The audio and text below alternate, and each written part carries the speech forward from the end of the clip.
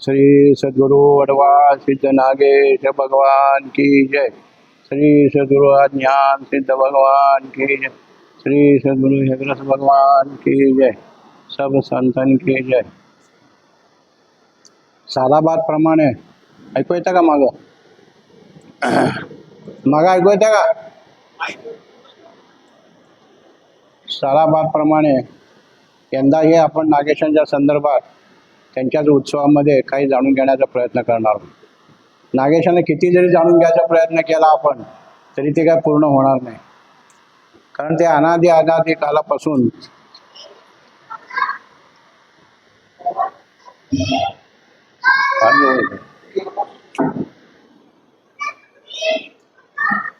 ते नागनाथ म्हणजे परब्रह्म, पूर्ण परब्रह्म असल्यामुळे त्यांचा आपण अभ्यास करू शकत नाही, पण केल्याशिवाय आपल्याला चैन पडणार नाही म्हणून आपण करतो। अनेक संतांनी त्यांच्याबद्दल अभ्यास केलेला आहे, ते पुस्तकाच्या प्रकाशनातून आलेले आहे। अभंग केले, साखी केले, फाके केले, आरती केली, हे सगळे प्रकार आपल्याला माहिती आहेत।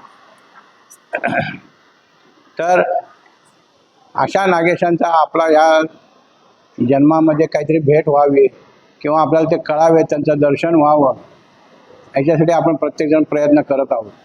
कोणी रोजची नित्य साधना करत असेल किंवा रोज अजून काही जण आठवड्यातनं करत असतील, पण नित्य साधनेमध्ये काही जण रत आहेत, हे मला पाहून जरा आनंद वाटतो। तर आपल्याला त्यांचा परिचय करून घ्यायचा असेल तर आपण आत्ता आज घडीला जसे आहोत तसे जर आपण त्यांच्या पुढे गेलो तर आपल्याला दर्शन होणार नाही। तर ते दर्शन होण्यासाठी आपल्यामध्ये काहीतरी बदल करावा लागणार, आणि तो बदल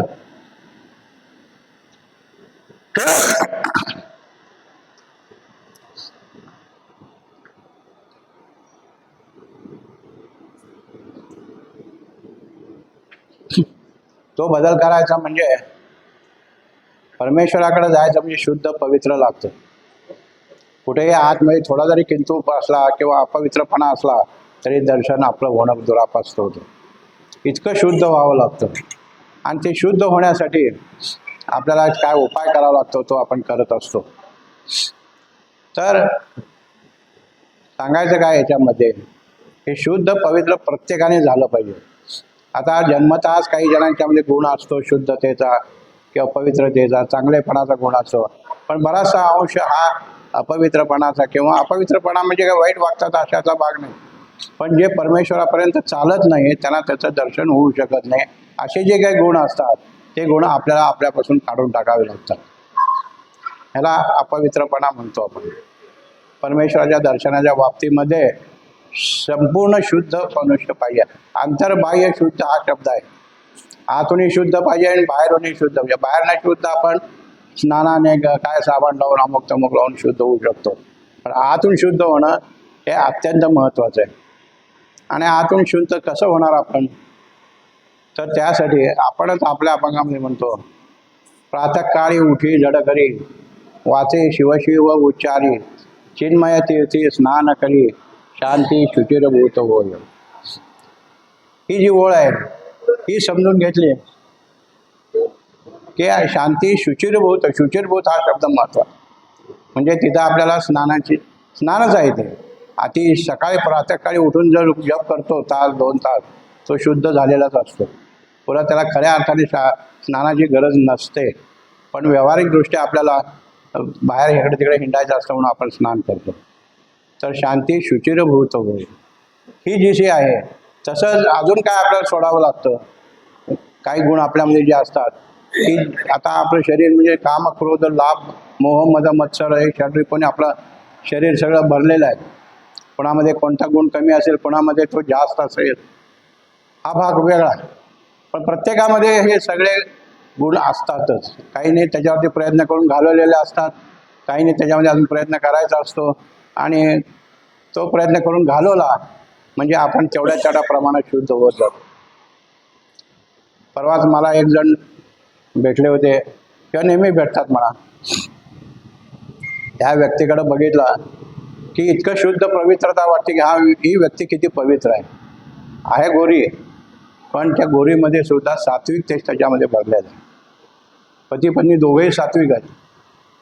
आणि त्यांचा दिनक्रम विचारला, पहाटे 4ला बरोबर उठणं, हातपाय धुणं आणि जपाला बसणं. जप चांगला तास 2 तास झाला, मग तिथनं उठून मग आपल्या उद्योगाला लागतात ते. पुन्हा दिवसभरामध्ये स्नान झाल्यानंतर पूजा अर्चा 1 तास 2 तास चालते. संध्याकाळी आल्यानंतर सगळं काय त्याचा दिनक्रम असेल ते करून पुन्हा रात्री झोपताना जप तप करून पुन्हा झोपायचं. हे नित्य आहे. नित्य आहे म्हणजे एकदम नित्य पाहिजे. आता नित्य असलं म्हणजे काय होतं हे आपण पुढं बघूया. एकदा नियम केला आणि पुन्हा मध्ये सोडला, पुन्हा नियम केला पुन्हा सोडला, असं नसायला पाहिजे. एक सरळ मार्गाने किती तुम्हाला पाहिजे तेवढं करा. 10-2 तास करा, नाहीतर 10-15 मिनटं करा, पण त्याला तनमनाने ओतून अगदी आपलंपणा ओतून सर्वस्वी त्याच्यामध्ये तो जप केला पाहिजे. आणि असा नियम केला तरच आपल्याला देवाची प्राप्ती होऊ शकते. त्यासाठी फार मोठा जप तप करावा लागतो अशातलाही भाग नाही. जे कराल ते थोडं करा, पण अगदी मनापासून केलं तरी आपल्याला फळ मिळतं. आणि या षड्रिपूमध्ये काम आहे, क्रोध आहे, मद आहे, मत्सर आहे, दंभ आहे, सर्प आहे, सगळं काही आहे. पण ह्याच्याबरोबर अहंकार आणि गर्व, अभिमान हे ज्या काही गोष्टी आहेत त्या तिन्हीचा अर्थ जवळजवळ सारखाच आहे. गर्व ज्याला म्हणतो त्याला अहंकार म्हणतो, त्याला अभिमान म्हणतो. अभिमान हा चांगल्या गोष्टीचा असावा, पण जास्त असूनही चालत नाही. तर मला काय म्हणायचं आहे, ह्याच्यामध्ये जो अहंकार आहे तो कसा घालवायचा हे आपण आज थोडं बहुत पाहणार आहोत. आणि अहंकारमुळे काय काय घडतं हे पाहायचं आहे. मुळात अहंकार म्हणजे काय? अहंकार म्हणजे आपण लोकांबद्दल बोलणे, माझ्याबद्दल कोणी बोलू नये, वाईट वाकडं बोलू नये म्हणून जो काही आपण प्रयत्न करतो, किंवा सारखं म्हणायचे माझ्याबद्दल कोणी बोलता कामा नये, माझ्याबद्दल, हा एक सुप्त अहंकार. आणि अहंकार आपल्या शरीराला कोणालाही कळत नाही. तो असा इतका चोरेच्या मार्गाने शिरतो शरीरामध्ये की जेव्हा व्यापक होतो तेव्हा लक्षात येतं की आपल्यामध्ये अहंकार आहे, किंवा आपल्यामध्ये अहंकार आहे लोकांना कळतं पण स्वतःला कळत नाही. तर असा जो अहंकार आहे त्याला आपण कसं काढायचं हे थोडक्यात बघूया. तर अहंकार घालवायचा झाला तर त्याच्याने आधी आहे का हे लक्षात आलं पाहिजे. असेल तर घालवायचा. घालवायचा कसा? तर जो अहंकारी मनुष्य असतो त्याचं काय फल होतं? तर अहंकारी माणसाचं नेहमी देवाकडे दुर्मुख होतो जातो. तो म्हणजे मी थोडंसं देवदेव केला पण सगळ्यात सांगू शकतो मी आज देवदेव केला, आज मी पूजा केली, आज मी पूजा. तुझ्यासारखे सगळेजणच करतात, पण जे सांगायचं लोकांना त्याच्यापर्यंत आपल्याला अहंकार आहे म्हणजे कसं आहे की मी केलं मी केलं मी केलं हे बोलत राहणं हे एक अहंकाराचं लक्षण आहे. आणि अहंकार हा घालवायचा झाला तर तो असा सहसा जात नाही. त्याला अतिशय कठोर प्रयत्न करावे लागतात तेव्हा तो थोडा बहुत जातो.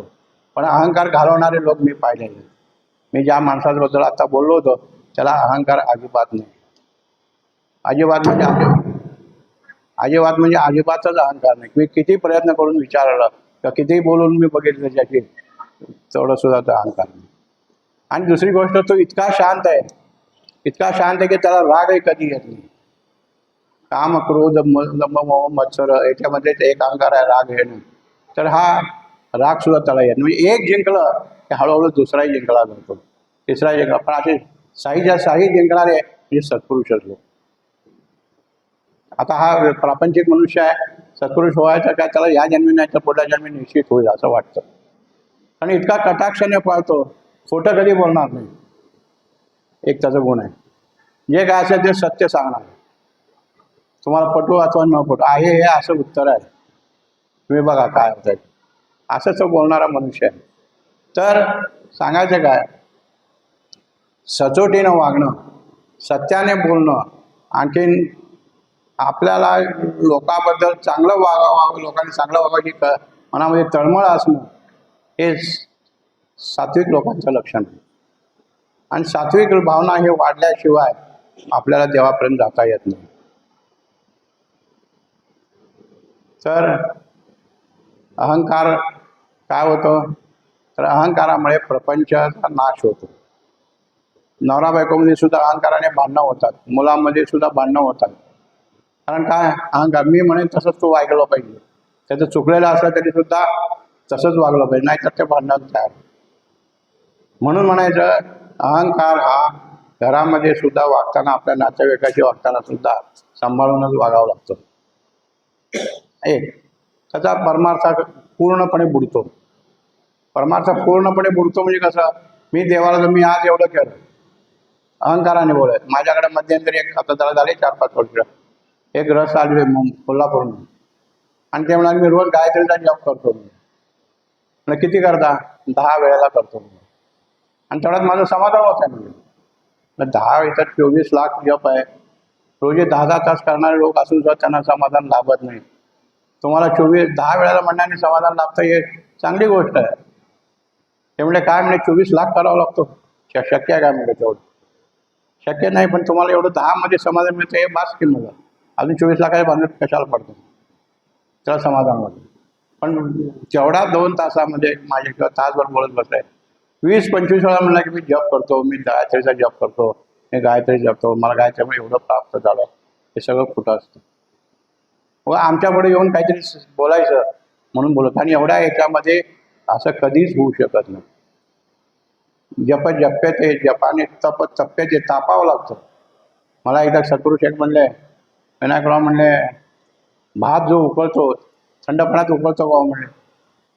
म्हणलं नाही, त्याला पाणी उकळावं लागतं, तेव्हा ते भात शिजतो. तसंच आहे म्हणजे शरीराचं. ज्यावेळेला तुमचं त्या जपामुळे शरीर असं इतकं तापलं जाईल, त्यावेळेला तुम्हाला फलदायक होईल.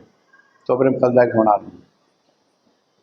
म्हणजे प्रत्येक गोष्ट आपल्याला जी काही करायची आहे तन मनाने केलं, वेळ किती का लागत, पण जे श्रद्धेनं भावनेनं केलं तर ते सहज होऊ शकतं. पुढे पुढे त्याची सवय लागून जाते, आणि सवय लागल्यानंतर तो प्रकार सहजगती आपल्याकडनं पास होतो. काही त्याला अडचण नसते, काही नसते, पण तेवढं केलं पाहिजे. तर असं काही काही सुरुवातीला अडचणी येतात, पण त्या अडचणीवर मात करून आपल्याला हे करावं लागतं. आता सुरुवातीला काही जणांना त्या वेळेमध्ये ड्युटी असते, काही वेळेला परगावी जावं लागतं, काही वेळेला काम असतं. काय करायचं? तर ते तुम्ही अगदीच टाळून नसाल तर ते कामधंदे करा, आणि ते झाल्यानंतर सुद्धा पुन्हा शुचिर्भूत होऊन पुन्हा जप केला पाहिजे. तेवढं देवतेला सांगून प्रार्थना करून केलं म्हणजे आपल्याला त्याच्यामध्ये समाधान मिळतं. तर असं जे काही समाधान मिळवायचं आपल्याला, समाधान मिळणं म्हणजे शांती मिळते. तर अहंकार असेल तर हे काहीही घडू शकत नाही. दुसरी गोष्ट, अहंकाराने मैत्री तुटते. तुमच्या दोघांमध्ये जर काही मैत्री असेल आणि तुम्ही अहंकाराने जर वागत असाल, ते म्हणतं हे काय सारखं रोज आपलं तेच सारखं बडबड करतोय, त्याच्याशी काय उपयोग नाही, म्हणून एखाद्या वेळेस त्याचा परिणाम मैत्री तुटण्यामध्ये होतो. कारण ह्याला स्वतःचा स्वाभिमान किंवा मी मोठा आहे हे लोकांना ऐकण्याचाच आनंद असतो. मला सगळ्यांनी चांगलं म्हणावं, मला सगळ्यांनी मोठं म्हणावं, माझं सगळ्यांनी ऐकावं, हा जो काही अहंकार असतो, हा अहंकार त्याला नाशाला कारणीभूत ठरतो. बरं, अहंकार अजून कसा काय करतो? तो काही कापल्याने कापला जात नाही, जाळल्याने जाळला जात नाही, कशाने काही केलं तर तो दणकडा आतमध्ये आहे, बाहेरून काही दिसतही नाही. शरीरातला एक अवयव सुद्धा त्याच्याशिवाय राहू शकत नाही, इतका अहंकार भरलेला असतो काही. अशा लोकांचं काय करायचं? म्हणून तो अहंकार आपल्याला शोधून काढावा लागतो. आणि नंतर दुसरी गोष्ट अशी आहे की त्या माणसाला शुद्धीकरण जर करायचं असेल तर तो आम्हाला परवा 2-3 दिवसाखाली म्हणा किंवा 2-4 महिन्याखाली असे आले, आम्ही अशुद्ध नाही का? शुद्ध आहात की नाही कोण म्हणतंय? तुम्ही रोज स्नान करता, अमुक तेल लावता, साबण लावता, करता, शुद्ध होतात की? तसं नाही. तुमच्या शुद्धीची व्याख्या वेगळी आहे, आमच्या व्याख्यात ते बसत नाही. म्हणून कारण काय, तुम्ही मला आता वेळ इथं 10 मिनिटं बसण्यामध्ये सुद्धा मी हा जप केला, मी हा जप केला असं 10 वेळा बोलून दाखवलं. त्या अहंकाराचं चिन्ह आहे. आणि अशा माणसाला गंगेमध्ये जरी बुडवून ठेवलं आपण तरी गंगा सुद्धा काही करू शकत नाही. गंगेनं अपवित्र माणसं पवित्र होतात, नाही असं नाही, 100% होतात. पण अशी जर काही माणसं असतील की जे अहंकार सोडायलाच तयार नाही, त्या माणसांना किती गंगेत बुडवलं ते काहीही परिणाम होऊ शकत. प्रत्येक म्हणा इतका वेळ जरा गंगेत बुडालो होतो, आज मी इतका वेळ आंघोळ केली, गंगेत बुडालो, हेच सांगत होते. पण त्याचा परिणाम काय झाला हे काहीही बोलू शकत नाही. म्हणून गंगेमध्ये स्नान करण्याने सुद्धा गंगेनं हात टेकलेल्या अहंकारी माणसापुढे. दुसरी गोष्ट काय की ह्यांना तुम्ही किती जरी समजून सांगितलं, अरे बाबा असं बोलू नये, असं बोलू नये, काय होतं त्याला, काय होतं म्हणतं ऐकतील, पण मध्येच एकदम भस्टेशन बोलून जातील आणि तेच बोलत राहतील. कारण स्वतःचं काय म्हणायचं, स्वतःचं महत्त्व स्वतः ऐकून घेण्यात त्यांना हुशारी असते. त्याच्यामुळे त्यांना बरं वाटतं की आपल्याला सगळ्यांनी चांगलं म्हणावं. चांगलं म्हणावं म्हणजे तुम्ही वागले तर चांगलं म्हणतातच, पण तुम्ही जर नुसतंच मला चांगलं म्हणा, माणूस चांगलं म्हणा म्हणलं तर ते कठीण असतं. त्याच्याबरोबर तुम्हाला काय अहंकाराने काय होतं, अहंकाराने माणूस हा अगदी खालच्या पातळीला उतरतो. कसा उतरतो तर आता ही जशी सभा भरते, अशा मोठ्या मोठ्या सभेमध्ये जे अहंकारी माणूस असतात, थोडे बहुत हुशार असतात, थोडे बहुत ते म्हणजे पुढारी असतात तरी ते म्हणा की आपल्या पुढारीचा काही संबंध नाही, पण जे मोठे असतात म्हणजे अहंकारी असतात ते माणसं काय काय माझा अहंकार सिद्ध व्हावा, मी मोठा आहे, लोकाला कळावं म्हणून सभेमध्ये उशिरा यायचं. अध्यक्षाच्या पुढे जाऊन मागं जाऊन बसायचं एकदम, म्हणजे अध्यक्षाने नाव नाही, तुम्ही पुढे येऊन बसा. पुढे येऊन बसा म्हणणे म्हणजे त्यांना बरं वाटतं की मला अध्यक्षाने होऊन बोलवले पुढं बसायला, म्हणजेच तू तुझ्या अहंकाराचं प्रदर्शन केलं असं. हे साधी साधी गोष्ट. त्याच्यातून लक्षात घ्यायचं की आपल्याला अहंकार कसा असतो. आणि अहंकारी माणूस हा नेहमी आंधळा असतो. आंधळा म्हणजे काय, डोळे नसतात तर दिसत नाही असाचा भाग नाही. अहंकाराने अंधकार झालेला असतो तो. त्याला स्वतःची स्तुती प्रिय असते. कुठेही जरी सांगितलं तर बाबा तू थोडं तिथं गप्प बस, इथं काय करू नको, तरी तिथं बोलतच राहणार. कारण मी हे केलंय म्हणून मला ते जमलं, मी ते केलंय म्हणून मला जमलं, मी त्याचा जे असतो तो मी त्याचा फार ठिकाणी वापर होतो. आणि जो मी म्हणतो ऐसा कोण समज आपुले आपण तत्वसार विचारून वेगळे पाय परतून आपण म्हणतो. म्हणजे काय, मी म्हणणं हे योग्य नाहीये. एखाद्या वेळेला मी म्हणणं ठीक आहे, कारण दुसरं कोणी केलेलं नसतं, तू केला हे ठीक आहे, पण त्याची पुनरावृत्ती करून त्या माणसाला ऐकणाऱ्याला सुद्धा त्याचा कंटाळा यावा इतक्या वेळेला असं तुझं वाक्य वापरणं हे चुकीचं आहे. त्याला अहंकार म्हणा. आणि दुसरी गोष्ट अजून कशी असते अहंकारी माणसाची, अहंकार हा इतका विचित्र असतो की गेल्यासारखा वाटतो पण जात नाही.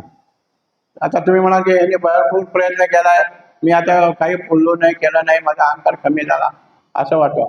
पण एकदम बस देशील त्याच्यामध्ये बोलण्यामध्ये इतका मीपणा येतो की त्यालाही कळत नाही की आपण कितीदा मीपणा म्हणलो काय म्हणलो. सांगायचं काय, अहंकार हा लवकर जात नाही. त्याला घालवलं तरच जातो. आणि ते घालवायचं कशाने, निश्चयाने घालवलं पाहिजे. निश्चयाने म्हणजे मी रोज अहंकाराविरहित राहणार आहे, माझ्यात अहंकार कमी झाला पाहिजे असं म्हणून प्रार्थना करत करत देवाचं नामस्मरण करता करता मला अहंकार येऊ नये असं देवाला सारखी प्रार्थना केली तर कालांतराने तो अहंकार रहित होऊ शकतो. होतो नाही असं नाही. आणि एकदा झाला की पुन्हा त्यांनी जागृतपणा काही दिवस ठेवला तर पूर्ण अहंकार त्याचा नाहीसा होऊ शकतो. फार आवड आहे अशी गोष्ट नाही, पण फार सोपी तर बिलकुल नाही. अहंकाराच्या बाबतीत झालं काम क्रोध मद मत्सर हे जे काय गर्व आहे सगळं आहे, ही कशाची गोष्टी नाही.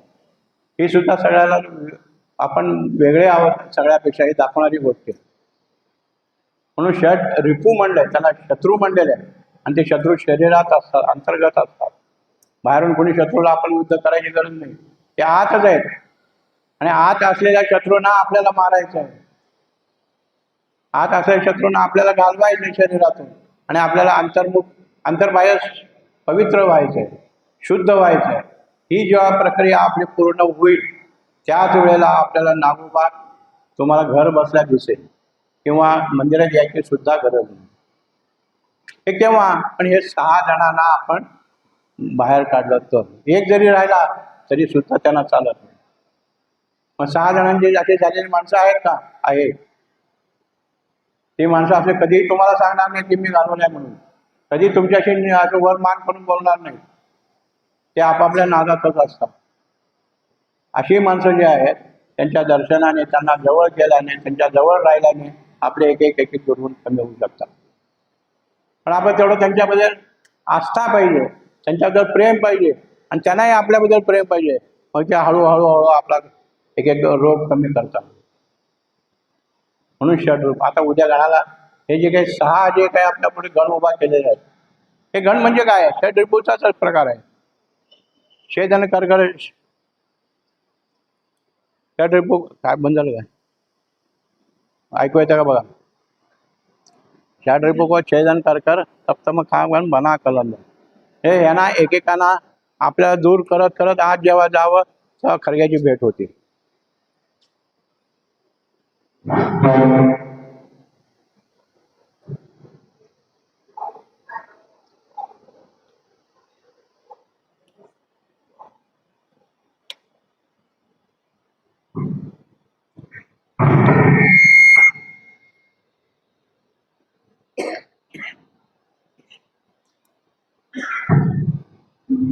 म्हणजे 6 जणांना रूपक आहेत. 6 मुलं उभा करायची म्हणजे रूपक आहेत. पण चिन्ह काय आहे? षडरूप आहे. 6 गण म्हणतो आपण. 6 गण म्हणजे त्यांचे सेवकच आहेत. परमेश्वराचे सगळेच सेवक आहेत. चांगले सेवक आहेत, वाईट सेवक असतात. असा एक अर्थ आपण घेतला तर निघू शकतो याच्यातून. आणि त्यांचं सगळे 6 जण बाजूला झाले की मग शंकराचं दर्शन होऊ शकतं. म्हणजे हे झालं आपण बघतो, करतो, घेतो सगळं, पण याचा अर्थ काय आहे हे लक्षात घेतला पाहिजे. गण मला बरेच जण विचारले 6 हे काय पोरं कशासाठी उभा करतात? म्हणजे त्यांचे शिष्य आहेत म्हणलं, त्यांचे गण आहेत, त्यांच्या बरोबर राहणारे ते लोक आहेत. मग ते राहणारे लोक तुम्ही ते काहीच बोलत नाहीत, काहीच करत म्हणजे तसं नाही. पण तुमचं तरी काय म्हणत त्याला? जेवढं आमचे महाराज आहेत तेवढंच ते करत. त्यांचे गण आम्ही रूपक म्हणून उभा करतो, प्रतीक म्हणून उभा करतो. तर ते असू द्या. म्हणजे आपण 6 जणांचे 6 विकार आपण प्रयत्न करून जर अंतर पार केले तर 7व्या मध्ये आपल्याला परमेश्वराचं म्हणजे नागेशांचं दर्शन होतं. हे आपण फक्त गणाच्या वेळेस उभा करू शकतो, खरगाच्या वेळेला नसतं ते. तो पूर्वीपासूनचा काय प्रघात पडलाय ते त्यांनाच माहिती, आपल्याला काही कल्पना नाही. हे झालं म्हणजे हे सगळी जी रिपोर्ट आपले नाहीसे झाले तरच आपण अंतर्बाह्य शुचिरभूत होऊ शकतो. आणि एकदा अंतर्बाह्य शुचिरभूत झाला की तुम्ही कशातही बसा, कशातही लोळा, काही करा, पुन्हा पवित्र होऊ शकत नाही. हे याच्यातला महत्वाचा भाग आहे. अपवित्रपणा येऊ शकत नाही. तुम्ही कसे कपडे घाला, काही करा, कुठेही बसा, आंघोळ करा, न करा, शुचिरभूत होतो. आम्ही एकदा सत्पुरुषांच्या दर्शनात गेलो होतो. 29 वर्ष त्यांनी स्नान केलं नव्हतं बघा. 29 वर्ष स्नान केलेलं नाही. कसे राहत असतील? तरी त्यांच्या मागे सारखी माणसं असायची. म्हणजे प्रत्येकाचा गुण हा वेगळा वेगळा असतो, पण तत्व एकच असतं त्यांचं, अंतर्बाह्य शुचिर्भूत. पण आंघोळ करा वाटत नाही का? नाही वाटत का? नामस्मरण सारखं चालू असल्यामुळं नामस्मरण करून करून इतके पवित्र झालेले असतात की त्यांना कशाचीच भीती राहत नाही. शुचिर्भूत होण्याची त्यांना गरजही भासत नाही. असे लोक, असे सिद्ध पुरुष आपल्या दर्शनात जरी आपल्याला लाभले तरी त्यांच्या जवळ थोडे बहुत नाही दर्शनाने तरी बराचसा फरक पडतो आपल्याला. मग असे लोक जे आहेत त्या लोकांचं दर्शन नेहमी घ्यावं. म्हणजे संतांचं दर्शन घेणं हे केव्हाही चांगलंच आहे. त्यामुळे अहंकार बराचसा गळून पडतो. अहंकार गळून पडतो म्हणजे ते जर म्हणाले की बाबा हे असं काय करू नको, तर त्या आपण केल्याने नाही केला तरी चालतं. अहंकार आपला तेवढा तरी गळतो, तिथं निश्चित गळतो. आणि त्याला जर लक्षात आलं की हा त्या प्रयत्नशील मनुष्य आहे, एक नुसत्या नजरेने कटाक्षाने आपलं सगळं निर्गुण करू शकतात. असे सत्पुरुष मी पाहिले. दुसरी गोष्ट, अहंकार हा इतका मोठा तसा इतका खराब आहे की कधी आपल्या शरीरातून उफाळून निघेल हे काही सांगता येत नाही. चांगलं झालंय म्हणता म्हणजे एके दिवशी उफाळून सुद्धा येतो अहंकार. तो येता कामा नये. समूळ नष्ट व्हायला पाहिजे. आणि समूळ नष्ट झालेला अहंकार हा योग्य असतो. दुसरी अजून आपण या अहंकाराच्या बाबतीमध्ये कसा घालवायचा हा जर प्रयत्न आपण म्हणलं तर समर्थाने एका ठिकाणी म्हटलेलं आहे. आत्माराम ग्रंथ त्यांनी लिहिलेला आहे समर्थाने. आणि आत्माराम या ग्रंथामध्ये शिष्य त्यांना विचारतो, जेव्हा अशी तुमच्या जवळची जी वस्तू आहे ती जी नेहमी आनंददायक असते नेहमीच आनंददायक असेल, तुम्हाला कधीच दुखत नाही, आम्ही तुम्हाला दुःखी असेल कधीच पाहिलेलं नाही, तेवढी वस्तू मला देताल का? त्यामुळे त्यात काय अवघड आहे, मी देतो म्हणजे त्याला, पण व्यवहार आहे म्हणजे तू मला काय देणार सांग? मी तुला ही जर वस्तू दिली तर तू मला काय देणार? आत्माराम ग्रंथात आहे, पण काही वर्णन बघून घ्या. मग ते म्हणतो की माझ्याजवळ काय आहे, शेती आहे, वाडी आहे, धन दौलत आहे, घरात काय असे इस्टेट, ती सगळी मी तुम्हाला द्यायला तयार आहे, ते तू देऊन काय उपयोग आहे? अशा सगळेजण देतील, पण तू मला एखादी अशी वस्तू दे की मी हे दिलेल्याचं मला समाधान होईल. तो म्हणतो की मी काय देऊ तुम्हाला समाधान व्हायला? तर तुलाच अर्पण होऊन दे मला. काय शब्द आहे? तुलाच अर्पण हो, म्हणजे मग मला देता येईल तुला. आता तुलाच अर्पण हो म्हणजे काय प्रकार आहे हा विचार करण्याची गोष्ट आहे. पण समर्थांचं हे वाक्य लक्षात येतं का? मी काय बोलतो कोणाचे? तर तुलाच अर्पण हो म्हणजे तुझ्यामध्ये अर्पण तर करायचं आहे, तुलाच अर्पण करायचं आहे. तुझ्यामध्ये आतमध्ये जो काही राहतो आत्माराम, म्हणजे परमेश्वराचा अंश जो आहे तुझ्यामध्ये, त्याला अर्पण करायचं आहे आणि तूच अर्पण व्हायचं आहेस. तूच अर्पण व्हायचं म्हणजे बाह्य दृष्टीने पाहिलं तुझ्यामध्ये षडरिपू जे आहेत, आता आपण बघितलं काम क्रोध मद मत्सर, हे सगळे आणि अजून काही बाहेरच्या ज्या काही अपवित्र गोष्टी असतात त्या सगळ्या तू त्याला अर्पण कर. म्हणजे अर्पण करायचं म्हणजे सगळ्या तो शरीरातनं काढून टाक, तू शुद्ध हो. तेव्हा मग मी तुला हे माझी निधी देतो, आत्मसिद्धी. अलग लक्षात मी काय म्हणतो? नसं तर पुन्हा एकदा सांगतो की तुलाच अर्पण हो. यामध्ये आपल्या शरीरामध्ये जे काही आत्मशक्ती आहे ती म्हणजे आपण म्हणतो परमेश्वराचे आपण अंश आहोत. परमेश्वर आपल्या प्रत्येकामध्ये थोड्या प्रकारे आहेच आहे. तो जो काही परमेश्वर आहे त्याला आपल्याला आपणच अर्पण कर, दुसऱ्याने अर्पण करून चालणार नाही, कारण तो दुसरी व्यक्ती आहे.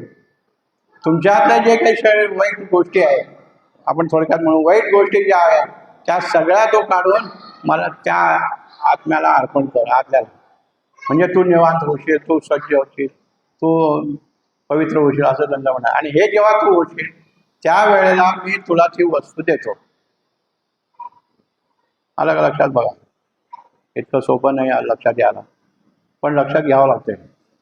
आणि अशी जर वस्तू तुला आम्ही दिली तर ती तुझ्याजवळ कायमस्वरूपी टिकेल, नाहीतर टिकणार नाही.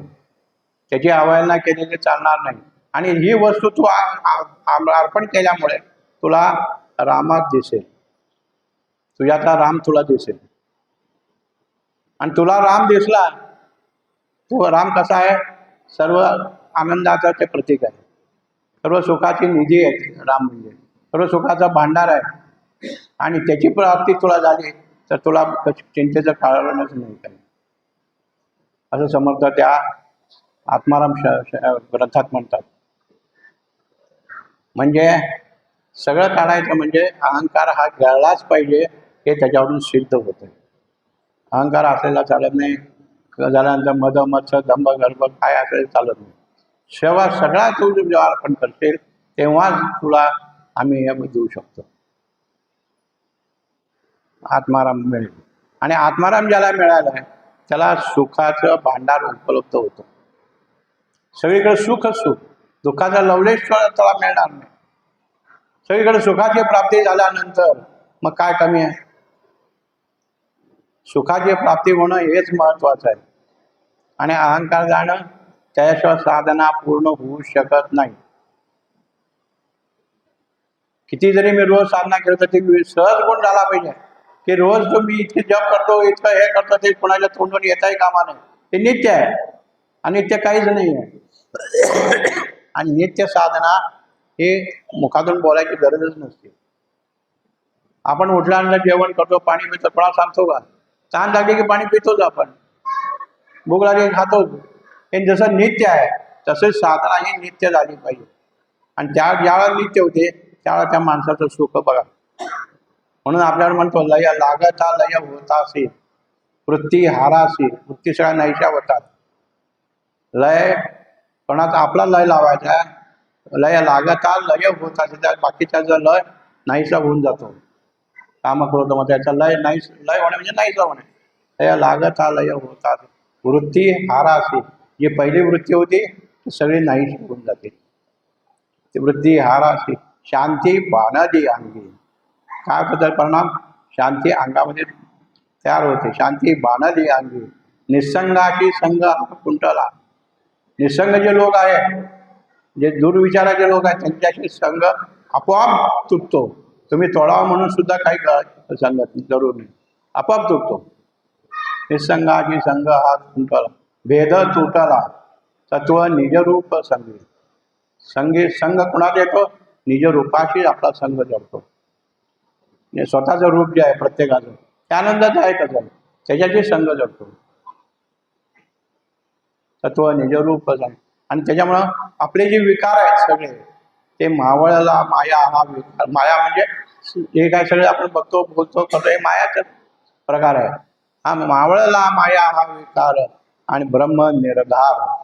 ब्रह्माचा निर्धार केला जातो, तिचा अशुद्धला वावच नाही. म्हणजे करिता हे सगळं केल्याने करिता सिद्ध योग.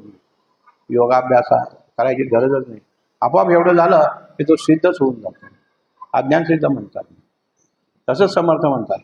हे केले याचा सुखाचा भांडार आहे. ब्रह्माची तिथं प्राप्ती होऊ शकते आणि ब्रह्माची प्राप्ती झाली मनुष्य आनंदात राहू शकतो, असं ते म्हणतात. आणि तुकाराम महाराजही म्हणतात की तिथं त्या माणसाला अशा वेळेला ब्रह्माची प्राप्ती होते, म्हणजे ब्रह्मज्ञान होतं. ब्रह्मज्ञान कळतं त्याला. ब्रह्मज्ञान जरी एका वेळा कळे, तात्काळाची गळे अभिमान. अहंकार लगेच जातो. अहंकार गेला की ब्रह्मज्ञान प्राप्त होतं. तुकारामही तेच सांगतात. म्हणजे ज्या ज्या लोकांनी हा अनुभव घेतलेला आहे त्यांचं सगळ्यांचं वर्णन एकच असतं, पण ते अनुभूतीचे बोल आहेत. आणि अनुभूतीचे बोल हे कधी खोटे होऊ शकत नाही. म्हणून म्हणायचं की अनुभूतीचे बोल जे आहेत ते प्रत्येकाने लक्षात घेतले पाहिजे. आता नारदासारखे ऋषी मुनी जे होते, देवाचे मुनी होते, पाहिजे तिथं त्या वेळेला पाहिजे त्या ठिकाणी जाऊ शकत होते. हातात वीणा कधी खंडित असायची नाही, वीण्याचा आवाज नेहमी चालू असायचा. असे 24 तास रमलेले नारद मुनी, त्यांना एकदा अहंकार झाला. अहंकार झाला म्हणल्यापेक्षा ते म्हणले की आपण आता विष्णूच्या दर्शनाला जाऊ आणि त्यांना विचारू आपण की तुमचा भक्त कोणता मोठा आहे, मी मोठा आहे का, हे त्यांच्याकडनं ऐकायचं होतं. आपलं नाव ते घेतात का बघायचं नाही, अहंकार होता ना. आणि म्हणून ते गेले भेटायला. आणि भेटायला गेल्यानंतर त्यांनी विचारलं, देवा आम्ही सगळ्यापेक्षा मोठा आहे का नाही सांगा की तुम्ही. मी तुमचा अखंड 24 तास नामस्मरण करतो, विणेचा झंकार उडवतो, तर मी तुमच्यामध्ये मोठा आहे की नाही सांगा. हो म्हणले, तू ये बस म्हणले, सांगतो म्हणले तुला. आधी माझं एक काम कर म्हणले, मी सांगतो त्या. तुझ्या प्रश्नाचं उत्तर मी नंतर देतो, पण माझं एक काम कर. ते म्हणजे तुमचं काय काम करायचं? तर म्हणले मी हे तुला एक वस्तू देतो. कोणती? एक त्याला दिवा लावायचं, तेल घालून दिवाचं लावण पंटी दिली मोठी पित्ता तुझी काय, आणि त्याला दिवा लाव म्हणजे. हा दिवा लावून तू त्रिभुवनामध्ये फेरी घालून यायचं माझ्याकडे, एकच फेरी मारून. पण जाताना ह्या देवाचं तेल कळलं नाही पाहिजे, दिवा विजला नाही पाहिजे. ह्या 2 अटी आहेत. हे काय आत्ता लगेच होत आहे म्हणलं. आता घेतो आपण आलोच म्हणलं लगेच. आणि निघाला तर लक्षात आलं, आपल्याला सांगितलं की तेल सांगायचं नाही, आपल्याला सांगितलं दिवा विजायचा नाही. मग आता हे दोन्ही गोष्टी करायच्या म्हणजे सारखं लक्ष त्याच्या दिव्याकडेच राहिलं लक्ष. आणि दिव्याकडे लक्ष राहत त्यांनी सांभाळत तिन्ही पृथ्वी आप काय पृथ्वी पाताळ स्वर्ग या तिन्ही लोकाला प्रदक्षिणा घालून गेल्यानंतर त्यांनी सांगितलं की आलो का तुम्ही जाऊन. वा वा वा छान म्हणे. मग आता एक काम कर म्हणे, तुझ्या प्रश्नाचं उत्तर देतो म्हणे. माझा भक्त कोण आहे मोठा? माझा भक्त खाली पृथ्वीवरती राहतो म्हणे.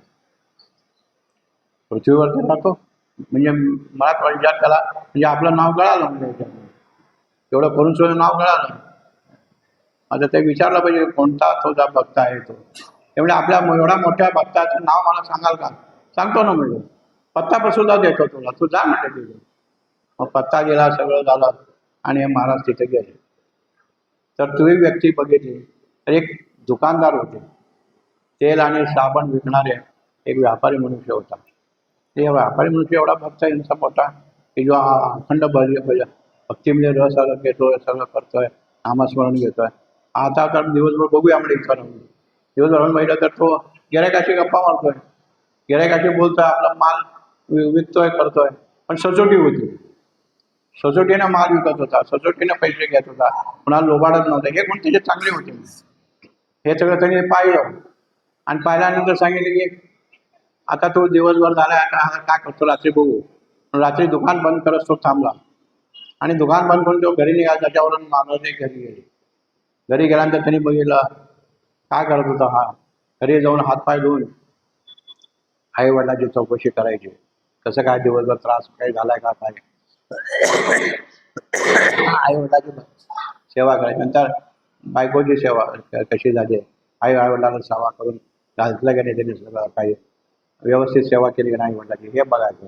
मुलांनाही बघायचं आपलं आपलं काम नीट केलं की नाही. हे सगळ्यांची विचारपूस केली आणि विचारपूस केल्यानंतर मग सगळेजण मिळून जेवायला बसले. जेवण झालं.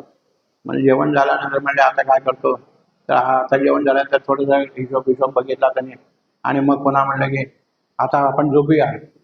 म्हटल्यानंतर अंथरून टाकलं, झोपलं. मग झोपताना त्यांनी आपलं दिवसभराचं जे काही पाप पुण्य जे घडलं असेल चुकून ते देवाला अर्पण केलं आणि अर्पण केल्यानंतर पुन्हा तो बसला, थोडंसं जप केला, थोडा एक 5 मिनिटं जप केला. आता 5 मिनिटं झोपूया आता आणि झोपून गेला. हे म्हणतात सकाळी उठल्यानंतर पुन्हा सकाळी उठल्यानंतर पुन्हा हात पाय असे दर्शन केलं, 5 मिनिटं जप केला, झालं. म्हणजे दिवसभरात पुन्हा धंद्याला निघून गेला. म्हणजे हा सकाळी एकदा आणि रात्री एकदा 2 वेळेला नामस्मरण करतो. आणि हा मोठा भक्त कसा हे पुन्हा चुटपुट लागली त्यांच्या. आता चला जाऊ म्हणजे पुन्हा मालकाचं म्हणून ते गेले नारद. गेल्यानंतर त्यांना विचारून देवा म्हणजे तुम्ही सांगितलं पत्त्यावर मी जाऊन आला का म्हणजे. छान म्हणलं. बोल म्हणजे काय काय झालं तिथं. काही नाही म्हणजे सकाळी एकदा जप तुमचं नामस्मरण करतो आणि रात्री झोपताना एकदा करतो. बरं मग तू काय केलं, हे सगळं लांबून देवा सगळं फिरून आणला, सगळं केलं. माझ्या आता जपाचं काय केलं तू, माझा जप किती वेळा केला एवढ्या फिरवण्यामध्ये. तर तो म्हणजे कशाचं काय म्हणलं ह्याच्यामध्ये, तुमचं देवा सांग विजूने आणि तेल सांगणे ह्याच्यातच माझं सगळं लक्ष गेलं म्हणलं तिकडं. माझं लक्ष तिकडंच गेलं म्हणलं. आणि त्याच्यामुळं मी म्हणलं की माझा जप काय झाला नाही म्हणलं तुमच्या ह्याच्या उद्योगामध्ये. अरे अरे म्हणजे तुझ्यापेक्षा तू श्रेष्ठ केले म्हणजे. सकाळ संध्या नित्य नियमाने तरी जप करतोय का नाही म्हणजे.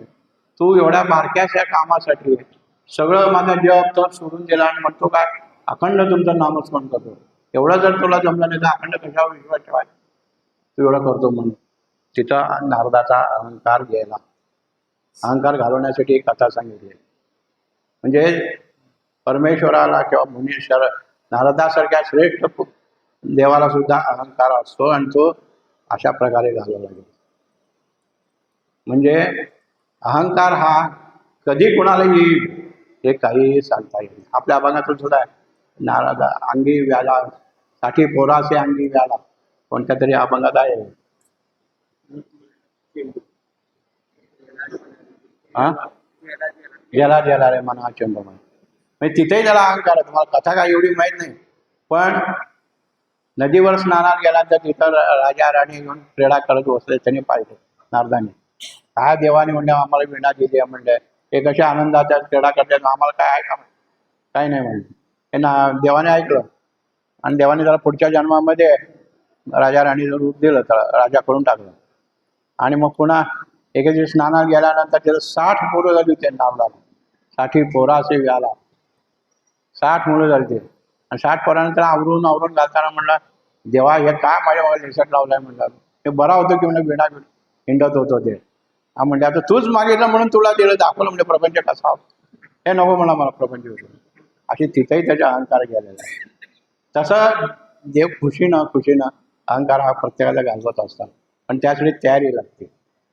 तसं आपले नागरिक सुद्धा अहंकार घालवायला काही कमी नाही आहे, पण आपली त्याच्यापासून मनापासून मागणी पाहिजे की मला ह्याच्यातून दूर कर, मला ह्याच्यापासून दूर करा. अशी आपली मागणी असेल तर ते दूर करू शकतात.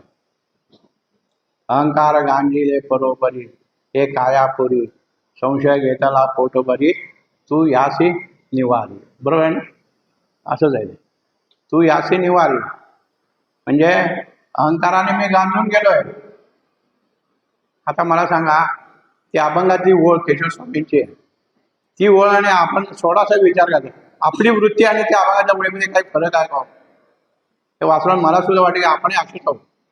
अहंकार गांजले बरोबरी हे कायापुरी. शरीरामध्ये अहंकार इतका झालाय की आपल्याला काहीच कळायला मार्ग नाही. देवाचं नाव आठवत नाही, काही नाही, काही नाही. संशय घेताला पोट भरी, पाठपुरी म्हणतायचे ते संशय. त्याच्यामुळे आपल्या मनात इतके संशय येतात, हे करू का ते करू, त्याच्याने होत आहे का ह्याच्याने होत, असे संशय येत आपल्याला त्याच्यामुळे त्रास होतो. संशय घेताला पोट भरी तू यास निवार. आणि हे देवा, हे माझ्या मागचं सगळं काढून टाक, मी तुला शरण आलो, मी तुला शरण. दयेच्या सागरामध्ये म्हणलंय ना, ज्याला ज्याला दयेच्या सागरामध्ये तू दयेचा सागर आहेस. आम्ही तुझं वर्णन करतो सगळं, आणि तू तसा आहे म्हणून आम्ही तुझं वर्णन केलेलं आहे.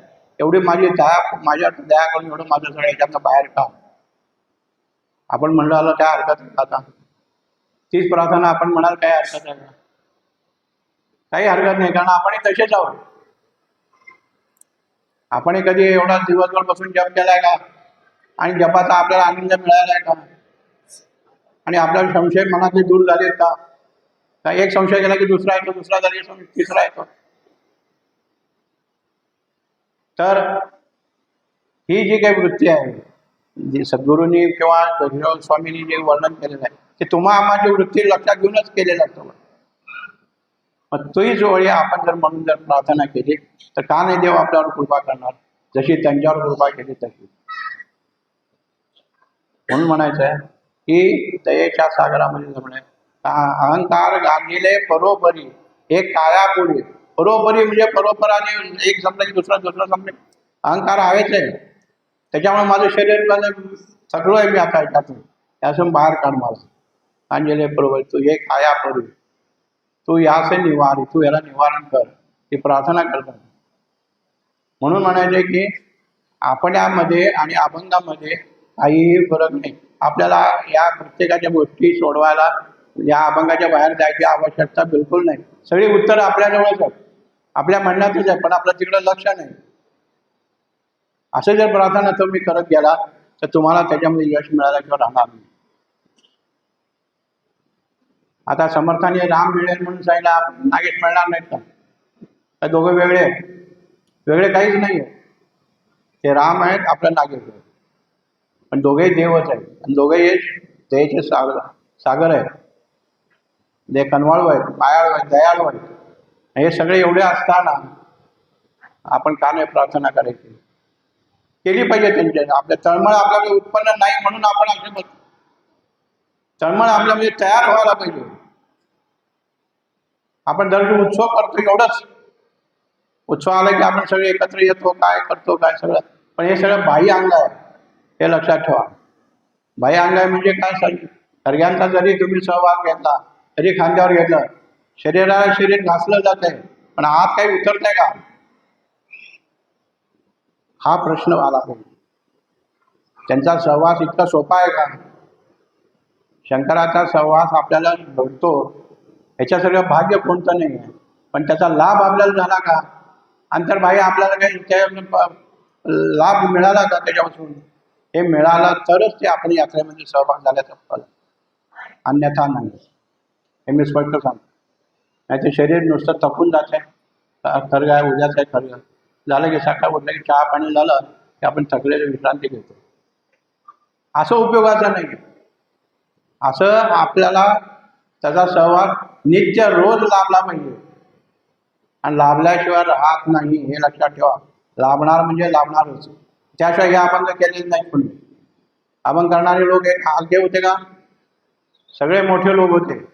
त्यांना या स्वतःच्या सहानुभूती नाही दिलेले अभंग आहे, हे कल्पनाशक्ती नाही आहे. हे मला निष्ठून सांगायचं आहे, कारण कल्पना करून अभंग होऊच शकत नाही. कल्पनेनं अभंग होऊ शकत नाही. कल्पना हे कल्पनाच राहते. म्हणून म्हणतो कल्पना सुसरी मिठी सुटे ना. हे म्हणते ना, हा, मुक्ताबाई. मुक्ताबाई म्हणजे त्या लोकांना सुद्धा कल्पनेने किती छळलेलं आहे हे ते सांगून देतात. मग हे सगळ्याचा अभ्यास करून आपण का नाही पुढे सरकायचं हे माझी खंत आहे. तरी आता गेल्या वर्षीपेक्षा यंदा बघतोय मी अजून 4-5 लोक वाढले की जे रोज नित्य साधना करतात. आनंद वाटतो.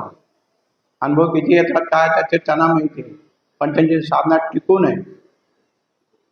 अशी साधना टिकून टिकून झाली की तुम्हाला बरेच लोक जर तयार झाले तर आनंद आहे.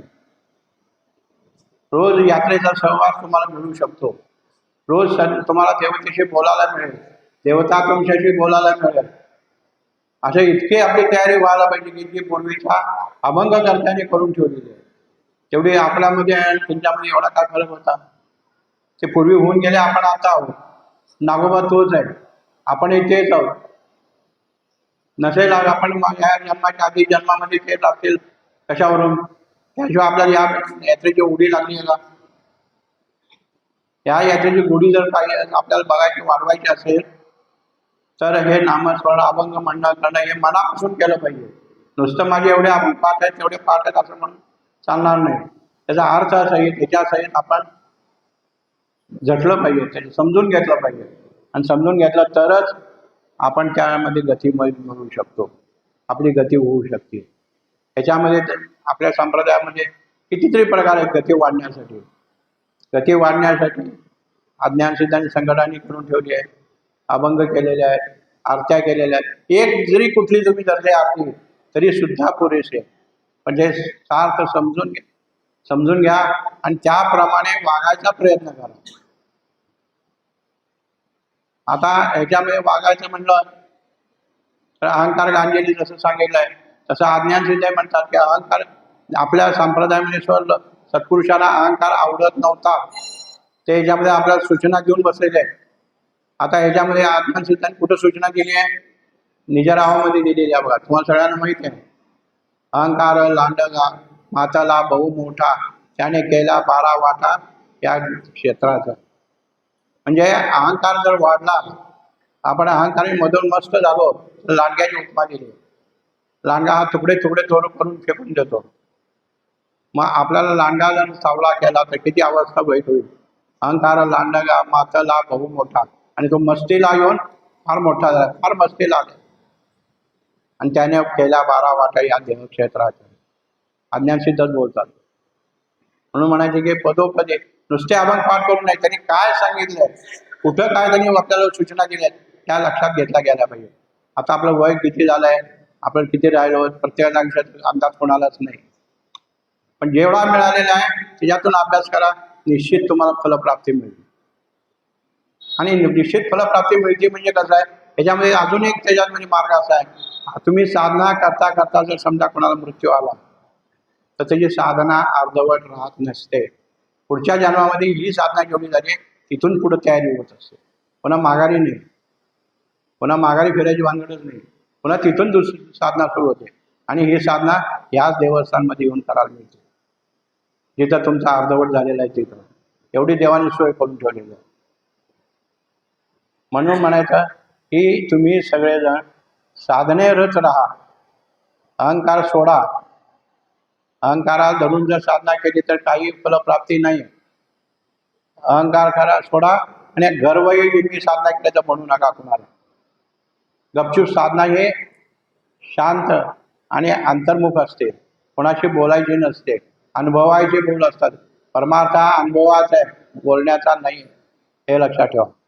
परमार्थ हा नेहमी अनुभवायचा असतो. कोणाला कोणता अनुभव आहे, कोणता अनुभव आला हे त्यांनी गपचूप ठेवायचा. आणि एखादा जर त्याला त्याच्याच मार्गाचा भेटला तर त्यांनी एकमेकाला चर्चा करावी, असं त्यातही सांगितलं. म्हणून म्हणायचं की अहंकार गांडील बरोबरी. तसं अहंकार लांडगा माताला बहु मोठा त्याने केल्या 12 वाटा या देहक्षेत्राच्या, हे जसं सांगितलंय तसं अजून एक काही मध्ये सुद्धा वडवळ आहे तिथं. काही मध्ये सुद्धा त्यांनी सांगितलेलं आहे, गर्व करशील तरी विन पक्षा विन उडवीन ऐसे तू सत्य जाण. सत्य जाण म्हणजे मी खोटं बोलत नाही हे बजावतात ते आपल्याला. बिन पक्षा विन म्हणजे पक्षी जसा असतो त्याला पंख असाल, बिन पक्षाविनय म्हणजे पंख तोडलेल्या पक्षी तोडून पंख तोडून पक्षी कसा होणार आणि त्याला मी आकाशात फेकल्यावर काय होईल? उडताना आल्यानंतर खाली पडून मरून जाणार. बिन पक्षाविन उडवेन ऐसे तू सत्य जाण म्हणतात. इतका मोठा तरी आपल्याला भीतीदायक असा म्हणा किंवा काय आपलं घाबरवण्यासारखं म्हणा काही म्हणा, हे कशासाठी सांगितलं आहे? साधनेत राहा तुम्ही. त्याच्या पुढे म्हणतात तू जर शरण येशील तुझा मी दंडवत करीन म्हणतात. तुला मी दंडवत घाला सुद्धा अज्ञानसिद्धासारखे लोक आपल्याला दंडवत घालतात म्हणजे आपली लायकी आहे का तेवढी? पण ते बोलून जातात की एवढं आम्ही करा तयार आहोत, तुम्ही ते करा, साधना करा, तुमचं कल्याण करून घ्या, एवढंच ते सांगतात. तर असं जे काय आपल्या संप्रदायामध्ये आहे, कुठल्याही दुसऱ्या संप्रदायाचा अभ्यास करायची गरज नाही. जरी कोणी करत असेल तर उत्तर त्याच्यामध्ये मिळतात, आपल्या संप्रदायाचे उत्तर आपल्याला मिळतात. पण जेणेकरून साधनारत राहा. नागेशांच्याकडे आपल्या जाण्याचा मार्ग दरवर्षी जवळजवळ गेला पाहिजे. हे असं जाऊन गर्दीतून जायचं, पायावर डोकं ठेवायचं कारण हे दर्शन झालं नसतं. बाह्यांग अंतरंगाने दर्शन घ्या. अंतरंगाने दर्शन घेतलं तर तुम्हाला नित्य